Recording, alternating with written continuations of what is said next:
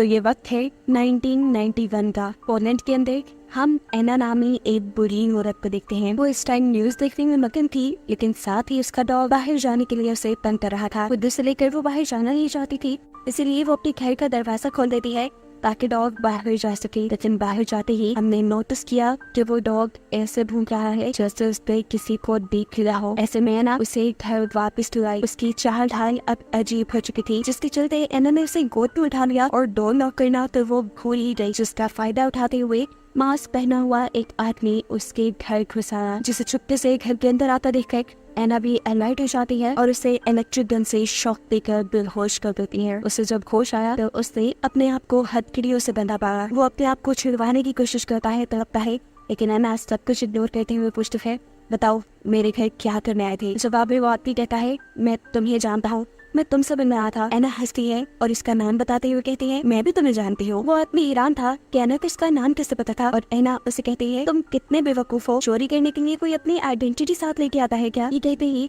एना phone की तरफ बढ़कर पुलिस को कॉल मिलाने लगती है। ये आदमी कहता है, नहीं ऐसा मत करो, मैं तुम्हें जानता हूँ, तुम्हारा नाम एना नहीं, तो मैं एक रशियन थी और खुफिया मिशंस के लिए काम करती थी। एना को थोड़ी हैरानी तो हुई कि ये लड़का उसके बारे में बहुत कुछ जानता था, लेकिन उसने जवाब दिया, जो चाहो कर लो, मुझे फर्क नहीं पड़ता। उसने पुलिस का फोन नहीं काटा। तब लड़का कहता है, मैं जानता हूँ तुम्हें बर्लिन में क्या मिला था। और ये सुनकर एना फोन काट देती है और उससे हमें यकीन हो गया कि सच में एना का कोई ऐसा राज था जो उस आदमी को मालूम था। वो आदमी कहता है कि मैं जानता हूँ कि जंग के बाद तुम्हें बर्लिन में कुछ खास मिला था, कुछ ऐसा जिसे तुम एक खास मिशन के तहत छुपा कर बर्लिन से मॉस्को ले जा रहे थे।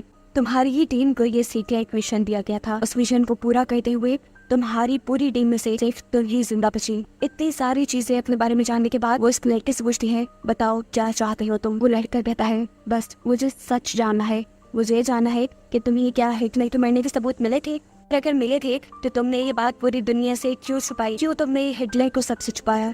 इसकी ये बातें सुनने के बाद एना पागलों की तरह हंसने लग जाती है। वो अपनी अलमारी में से एक छोटी सी डब्बी निकालती है, जिसे खोलकर वो इस लड़के के सामने बैठ गई। उसने भूख से इस डब्बे में मौजूद पाउडर आदमी के चेहरे पे उड़ा दिया, जिसे सुनते ही ये आदमी पैरालाइज हो गया। वो लड़का पूछता है, तुमने मेरे साथ क्या किया। जवाब में यह कहती है, ये मेरी कहानी सुनने के लिए तुम्हारा ऐसा होना जरूरी था। जिसके बाद सीन्स पास्ट में शिफ्ट हो जाते हैं, यानी एना अब उस आदमी को अपनी कहानी सुनाना शुरू कर चुकी है। साल है 1945 का। वर्ल्ड वॉर 2 खत्म हो रही है, जिससे जर्मन्स बुरी तरह हार चुकी है। रशिया ये जंग जीत गया और इस जंग का जिम्मेदार यानी हिटलर किसी के हाथ में आया। जंग के इसी आखिरी वक्तों में हमें एना को दिखाया जाता है, जिसका असली नाम बुराना है। प्रेजेंट पे वो उस लड़की से कहती है, हाँ वो मैं ही थी जिसे उस खुफिया मिशन के लिए चुना गया था। इस मिशन में उन्हें एक ताबूत मिला था, जिसे छुपाकर उन्हें मॉस्को ले जाना था। उसकी टीम में एक कैप्टन, एक जर्नल और 2 सोल्जर और भी थे, लेकिन कोई भी नहीं जानता था कि इस ताबूत में क्या है। उन्हें इस ताबूत को खोलने तक दी जा सकती थी। ये मिशन क्योंकि इन्हें खुफिया रखना था, इसीलिए ये लोग बाय रोड मॉस्को के लिए निकले थे। साथ ही इस सफर के दौरान उन्हें किसी से भी कांटेक्ट नहीं रखना था, और जिसके मुताबिक ये लोग मॉस्को के लिए निकल जाते हैं। सफर बहुत लंबा था, रात हो चुकी थी। आराम करने के लिए ये लोग रुकते हैं, लेकिन कुछ भी करने से पहले ये लोग एक गड्ढा खोदकर उस कॉफिन को छुपा देते हैं। इससे अगर उनके ऊपर दुश्मनों का हमला भी होता तो ये कॉफिन किसी के हाथ न लग पाए। सुबह होने पर ये लोग इस ताबूत को बाहर निकालते हैं और बोल्डन की तरफ बढ़ जाते हैं, लेकिन रास्ते में इनकी गाड़ी कीचड़ में फंस जाती है। इस गाड़ी को निकालने के चक्कर में ये सब गाड़ी से उतर कर गाड़ी को धक्का लगाने लग जाते हैं, और तभी इन्हें यहाँ पर एक लाश दिखाई देती है, जिसे ये लोग इग्नोर कर चुके थे। सफर इन्होंने दोबारा शुरू किया। जैसे जैसे ये आगे बढ़ते रहे,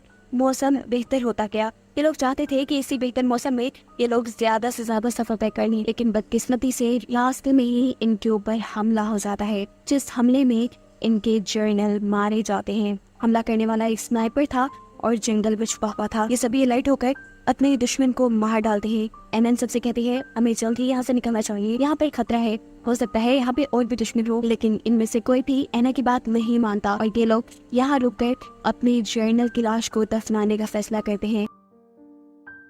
इसके बाद एनएन से कहती है, अब तो हमें चलना चाहिए, लेकिन कैप्टन ने फैसला किया कि वो पास के ही गांव में आज की रात गुजारेंगे। हालांकि ये गलत था। ऐसे उनका मिशन खराब हो सकता था, लेकिन किसी ने उसकी बात नहीं सुनी। इस वक्त दिखाया जाता है कि सच में कोई उनके ऊपर नजर रखे हुए था। फिलहाल के लिए तो एना इन लोगों के साथ ही गई, लेकिन फिर थोड़ी ही दूर जाने पे उसे एहसास हुआ कि उस ताबूत को अकेले गाड़ी में छोड़ने से इनका मिशन खराब हो सकता है। इसलिए उसने वहाँ पे इस गाड़ी तक जाने का फैसला किया और बाकी सब लोग यहाँ एक क्लब में चले जाते हैं। क्लब में एक लड़की ने सर्व करती है और नशे में धुत ये लोग फिर इस लड़की से ही बदतमीजी करने लग जाते हैं। ये लड़की घबरा चुकी थी, अपनी जान बचाने के लिए वो यहाँ से भागने ही वाली थी, लेकिन कैप्टन उससे यहाँ से भागने का रास्ता रोक चुके थे। इससे पहले कि उस लड़की के साथ कुछ भी बुरा हो जाता, यहाँ पर दोबारा एना एंट्री कर देती है जो उस लड़की को बचाती है। वो लड़की यहाँ से वक्त रहते ही भाग गई, लेकिन अब उस लड़की के भागने के गुस्से में कैप्टन ने एना से ही बदतमीजी शुरू कर दी। एना की चीखें सुनते हुए एना को बचाने के लिए बाहर से एक आदमी आया, जिसने आते ही कैप्टन के ऊपर बंदूक तान दी। अपने कैप्टन को बचाने के लिए एना ही उल्टा उस आदमी के ऊपर बंदूक तान देती है और कहती है अपनी बंदूक नीचे करो। इन सबको लग रहा था कि वो एक जर्मन है, लेकिन वो आदमी बताता है कि वो एक जर्मन नहीं बल्कि यही पोलैंड में रहने वाला एक आम शहरी है। वो यहाँ से एना की चिल्लाने की आवाज़ें सुनते हुए उसे खतरे में जानकर उसे बचाने आया था। अभी ये लोग यही बातें ही कर रहे थे कि इनके पास दूसरे कमरे से गोली चलने की आवाज आती है। कैप्टन और सब लोग जब वहाँ चेक करने के लिए जाते हैं तो देखते हैं कि वहाँ किसी ने जहरीली गैस का हमला किया था और इस जगह पर कैप्टन के सभी सोल्जर्स थे, जिनमें से 2 इसी जहरीली गैस की वजह से मारे जा चुके थे। लुकस यानी वो आदमी जो एना को बचाने आया था, वो बताता है कि ये काम वेयरवुल्व्स का है। वेयरवुल्व्स असल में जर्मन असैसिन्स को कहा जाता है, जो वैसे तो जर्मन फौज का हिस्सा नहीं होते, लेकिन जर्मन फौज के लिए काम करते हैं। यही वेयरवुल्व जंगल में छुपकर सभी चीजों पे नजर रखते हैं और उनके दुश्मनों के यहाँ आने पे अपने दुश्मनों को खत्म कर देते हैं। अब क्योंकि एना की पूरी टीम रशिया से थी, इसलिए उन्हें दुश्मन जानकर उनके ऊपर वेयरवुल्व से हमला कर दिया। ये जो जहरीली गैस इन्होंने यहाँ फैलाई थी वो जहरीले मशरूम्स की थी, जो पहले तो इंसानों के दिमाग में जाकर उन्हें हेलुसिनेट करती है, यानी उन्हें अजीबोगरीब चीजें दिखाती है और फिर उन्हें मार डालती है। ये सब बातें सुनने के बाद एना को अपने उस साथी का ख्याल आता है जिसको वो अपनी जीप में मौजूद कॉफिन के पास छोड़कर आई थी। वो अपने कैप्टन से कहती है कि मैं जल्द ही उनकी मदद के लिए पहुंचना चाहिए, लेकिन अब बहुत देर हो चुकी थी क्योंकि वेयरवुल्व्स ने उनके ऊपर भी हमला कर दिया था। इस हमले में किस्मत से एक सोल्जर बच गया, जिसने अपने दुश्मनों पे भी गोलियां चलाई और ऐसे अपने एक दुश्मन को तो मार दिया, लेकिन अब खुद भी उसके ऊपर ये गैस असर करने लगी थी। उसे हेलुसिनेशन चलने लगे थे, अजीबोगरीब चीजें दिखाई देने लगी थी। इससे पहले कि वो भी मर जाता, यहाँ पर कैप्टन और एना आ जाते हैं उसे बचाने के लिए। वो लोग ऐसे बचा लेते हैं और अब एना कैप्टन से कहती है, देखिए वो दुश्मन हमारी वैन भी ले गए हैं, हमें जल्द से जल्द यहाँ से निकलना चाहिए उस ताबूत को लेकर। लेकिन कैप्टन ने एना को जवाब दिया, नहीं ऐसे नहीं जाएंगे, हम अपना बदला लेकर जाएंगे अपने दुश्मनों से। एना ने इसे समझाया कि ये सिचुएशन बदला लेने वाली नहीं है, इस वक्त हमारे लिए जरूरी है हमारा मिशन पूरा करना, आप अपने मिशन से भटक रही है। लेकिन कैप्टन ने इस मर्तबा भी एना की कोई बात नहीं सुनी। अब जवाब में वो आदमी लुकस जो कि एना को बचाने के लिए आया था और अब तक इनके साथ था, वो कैप्टन को समझाता है कि एना सही कह रही है, आपको इनकी बात मान लेनी चाहिए, आपको सबसे पहले इस ताबूत को कहीं छुपाना चाहिए, अगर तो ये आपके लिए इतना जरूरी है। कैप्टन सवाल करते हैं, मगर कहाँ? जवाब में वो कहता है, मैं ऐसी जगह जानता हूँ जहाँ आप इस ताबूत को छुपा सकते हैं। कैप्टन को इस पर भरोसा तो नहीं था, लेकिन फिलहाल उसकी बात मानने के अलावा उनके पास कोई चारा नहीं था, इसलिए वो भी मान गए। उनके यहाँ से जाने के ठीक कुछ ही देर बाद यहाँ पे जर्मन सोल्जर्स आए। जर्मन का कैप्टन अपने सोल्जर्स पर गुस्सा था क्योंकि उन्होंने हमला करने में जल्दी कर दी थी। उन्हें भी रशियंस को मारना नहीं था, बल्कि उन्हें रशियंस का वही ताबूत चाहिए था जिसे वो छुपा रहे थे, यानी ये लोग भी उसी ताबूत के पीछे थे। कैप्टन कहता है, तुम्हारी इतनी सी बेवकूफ़ी ने सारा प्लान फेल कर दिया, अब मुझे किसी भी हाल में वो कॉफिन चाहिए, जाओ जाकर ढूंढो उन्हें। मालूम होता है कि ये जर्मन बर्लिन से ही उस कॉफिन का पीछा करते करते यहाँ पहुंचे थे। ये जर्मन जहाँ खड़े होकर बातें कर रहे थे, वहीं पर हमें एक रशियन सोल्जर यानी एना का साथी देखने को मिलता है, जिसे हम समझ रहे थे कि वो मर गया। वो अभी मरा नहीं था, वो सिर्फ बेहोश हुआ था और अब उसे होश आ चुका था। वो किसी तरह अपने साथियों के पास जाना चाहता था, इसलिए इन रशियन से छुपकर वो जंगल के रास्ते पे निकल गया और रास्ते में उसे मिली वही लड़की जिसे हम पहले क्लब में देख चुके हैं। वो बहुत ही ज्यादा घबराई हुई थी क्योंकि रशियन सोल्जर ने भी उसके साथ अच्छा बिहेव नहीं किया था और जब वो घर वापस जा रही थी तो उसे एक जर्मन ने पकड़ लिया था, जिससे भी वो बहुत ही मुश्किल से जान छुड़ा कर आई थी। उसे लग रहा था कि अब माइकल नाम का ये फौजी भी उसी का फायदा उठाने के लिए आया है, लेकिन माइकल उसे कहता है, नहीं मेरा यकीन करो, मैं तो भी कोई नुकसान नहीं पहुंचाऊंगा, बस मुझे इतनी सी मदद चाहिए कि तुम मुझे इस जंगल से निकाल कर किसी गांव तक पहुंचा दो। वो लड़की मान जाती है कि लोग आगे बढ़ जाते हैं। इससे पहले कि ये लोग जंगल पार कर लेते, जर्मन्स की नजर माइकल पे पड़ जाती है और वो उसके ऊपर गोलियां चलाना शुरू कर देते हैं। माइकल तो फौजी था, इन गोलियों से बचना जानता था, लेकिन इस सारी फायरिंग के नतीजे में वो बेचारी मासूम लड़की मारी गई। इसकी मौत से माइकल को बहुत दुख हुआ। माइकल इस लड़की के पास बैठा हुआ था कि दोनों जर्मन्स जिन्होंने इनके ऊपर हमला किया था वो इनके पास आ गए, जिनमें से एक को माइकल ने चाकू मार के खत्म कर दिया, लेकिन दूसरा सोल्जर माइकल को पकड़ने में कामयाब हो गया। सीन कट होकर दूसरी तरफ हम कैप्टन एना और लुकस को देखते हैं, जो कि हिटलर की लाश के साथ एक घर के पास आ चुके थे। कैप्टन एनिस कहता है, हम इस आदमी पे भरोसा क्यों कर रहे हैं? तब एना उसे जवाब देती है, भरोसे के लायक तो तुम भी नहीं, फिर भी मैं तुम्हारे साथ हूँ ना। अगर हम इस मिशन के बाद वापस जा पाए तो देखना, सबसे पहली रिपोर्ट में तुम्हारी करूंगी। कितने रूल्स तोड़े तुमने। खैर, अब ये लोग हिटलर के कॉफिन को लेकर घर के अंदर चले जाते हैं। इनकी बदकिस्मती के अंदर जाता हुआ इन्हें एक जर्मन देख चुका था। घर का मालिक एक ओल्ड कपल था, जो लोग कॉफिन को देखकर समझ जाते हैं कि इस कॉफिन में लाश है। वो एक लाश को अपने घर नहीं रखना चाहते थे, लेकिन यहाँ कैप्टन उन्हें समझाने की कोशिश करता है,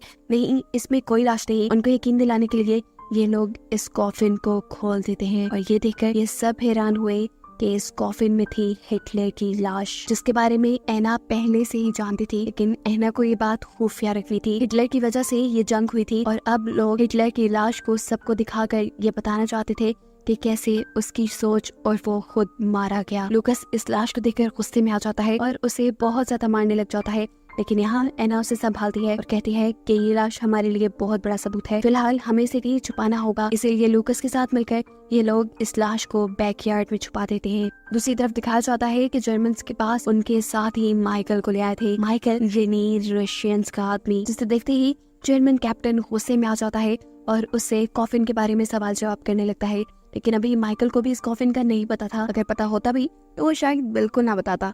इसी गुस्से में कैप्टन एक बम के सर के उसकी आंखें जाया करने का फैसला करता है, लेकिन इससे पहले कि वो ये कर पाता, उसका अपना ही साथी आकर उसे खुशखबरी देता है कि उसे पता चल गया है कि रशियंस ने वो कॉफिन कहाँ रखा। ये बात सुनते ही जर्मन के मुंह पे एक खुशी की लहर दौड़ी थी। ये सब लोग माइकल को लेकर अब इस घर तक आ जाते हैं। माइकल यानी एना के एक साथी को बंदी बनाते हुए वो एना की पूरी टीम से ये डिमांड करते हैं कि तुम उस कॉफिन को हमें दे दो, हम तुम्हारे बंदे को आजाद कर देंगे। लेकिन ये डील मानना उनके बस में नहीं था। एना अब खिड़की से ही उस आदमी के ऊपर गोली चलाती है जिसने माइकल को पकड़ा हुआ था, लेकिन इस हमले का कुछ फायदा नहीं होता क्योंकि गोली सिर्फ गर्दन को छूकर गुजर गई थी और इसके गुस्से में ही उस आदमी ने माइकल की कमर में एक छुरा खोप दिया था। अब जंग तो होनी ही होनी थी।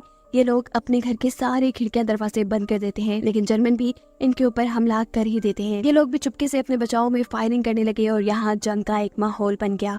इसी जंग के दौरान हम देखते हैं कि एना का यानी रशियन का कैप्टन बाहर जर्मन के पास चला गया। उसे मरने से डर लगता था और ऐसी जंग में तो कोई भी मर सकता है।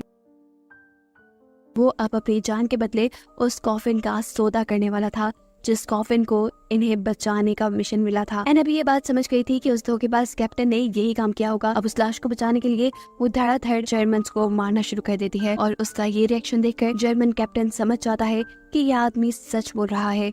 एना का ही साथी माइकल, जिसे इन जर्मन्स ने बंदी बनाया हुआ था, वो भी किसी तरह अपने आप को छुड़वा कर यहाँ से निकल गया। उसने दूर खड़े एक जर्मन सोल्जर को मारा और उससे हथियार लेकर जहाँ जर्मन फौजी खड़े हुए थे वहाँ पे एक बम ब्लास्ट कर दिया। इस ब्लास्ट के अंदर जर्मन्स तो बच गए, लेकिन मर गया उनका अपना ही कैप्टन। माइकल को मारने के लिए भी जर्मन्स ने गोलियां चलाना शुरू कर दी, लेकिन सभी गोलियों से बचते हुए वो इस घर में आने में कामयाब हो ही गया। लेकिन अब फायदा नहीं था क्योंकि जर्मन ये घर जला चुके थे। अपनी जान बचाने के लिए जैसे ही ये लोग घर से बाहर निकलते हैं तो देखते हैं कि बाहर कोई भी जर्मन नहीं था। बैकयार्ड का भी दरवाजा खुला हुआ था और दूर जर्मन की गाड़ी भाग रही थी। साफ मतलब था कि वो हिटलर की बॉडी ले गए। माइकल ने एना को बताया कि मैंने उनकी बातें सुनी थी, वो चर्च की तरफ जा रहे थे, इसलिए ये सब लोग भी चर्च की तरफ भागते हैं। और यही चर्च के अंदर अब हम जर्मन कैप्टन को देखते हैं, जो अपने साथियों से कह रहा था हमें इस लाश को खराब करना होगा, इसका पोस्टमार्टम करना होगा और सब रिकॉर्ड भी करना होगा ताकि लोगों को हिटलर के मरने की सच्चाई पता न चले। वो चाहता था कि लोग ये सच्चाई ना जाने कि जिस सोच के लिए हम लोग मरे वो सोच देने वाला आदमी भी मर गया। ये लोग अब अपनी तैयारी शुरू करके हिटलर का पोस्टमार्टम करना शुरू कर देते हैं। वो जी तोड़ कोशिश कर रहे थे ये प्रूफ करने की कि ये हिटलर की लाश नहीं है। इसी दौरान एना और उसके साथ ही चर्च की विंडो से यहाँ पर उसी गैस से हमला कर देते हैं, जिस जहरीली मशरूम वाली गैस से सबसे पहले जर्मन्स ने उनके ऊपर हमला किया था। इस गैस की वजह से ये लोग हेलुसिनेट करने लगे, यानी इन्हें अजीबोगरीब ख्याल आने लगे और ये लोग अपने मिशन से भटक गए। ऐसे में एना और उनके साथियों ने मिलकर इन सभी जर्मन्स के ऊपर हमला कर दिया। इस जहरीली गैस के फैलने की वजह से अंदर आग भी लगना शुरू हो चुकी थी। इसी चीज का फायदा उठाते हुए एक जर्मन सोल्जर चर्च को बाहर से बंद कर देता है ताकि कोई भी अब इस चर्च से बाहर ना आ सके। आग को भड़काने के लिए वो अंदर एक शराब की बोतल फेंकने वाला था, लेकिन इससे पहले कि वो ऐसा करता उसे एक आदमी देख लेता है। ये वही ओल्ड मैन था जिसके घर एना और लुकस रुके थे, जो ये हकीकत जानता था कि उस कॉफिन में हिटलर की लाश है। इसी आदमी के उस सोल्जर पे बंदूक चलाने की वजह से वो सोल्जर खुद ही जल जाता है। उस पे लगी हुई आग चर्च पे भी भड़क जाती है, क्योंकि चर्च में पहले ही जहरीली गैसें थी। इस जलती हुई चर्च को देखकर एना बचकर वहाँ से बाहर निकलती है। बाहर निकलने से पहले उसने अपने साथियों को बचाने की कोशिश की, लेकिन वो नहीं बचा पाई। माइकल, जो उसका दूसरा साथी था, वो तब हिटलर की लाश को लेकर नीचे बेसमेंट में चला गया। उसने वो फुटेजेस भी बर्बाद कर दी जो जर्मन ने बनाई थी, और जर्मन कैप्टन ऊपर उससे मिन्नतें करता रह गया कि खोलो, दरवाजा खोलो, लेकिन उसने दरवाजा नहीं खोला। देखते देखते आग भड़क गई और हिटलर की लाश के साथ साथ सब कुछ वहाँ खत्म हो गया। सभी जर्मन और रशियन सोल्जर्स वहाँ मारे गए और एक जिंदा बची तो वो बस एना थी। फिर कहानी अब प्रेजेंट में आती है, जहाँ बूढ़ी एना उस लड़के के सामने बैठी है। वो बताती है कि जब मैं रशिया वापस पहुंची तो मेरे अपने ही मुल्क वालों ने, जिन्होंने मुझे इस मिशन पे भेजा था, उन्होंने खुद मुझे कैद कर दिया। 6 साल बाद जब मैं वहाँ से निकली तो मुझे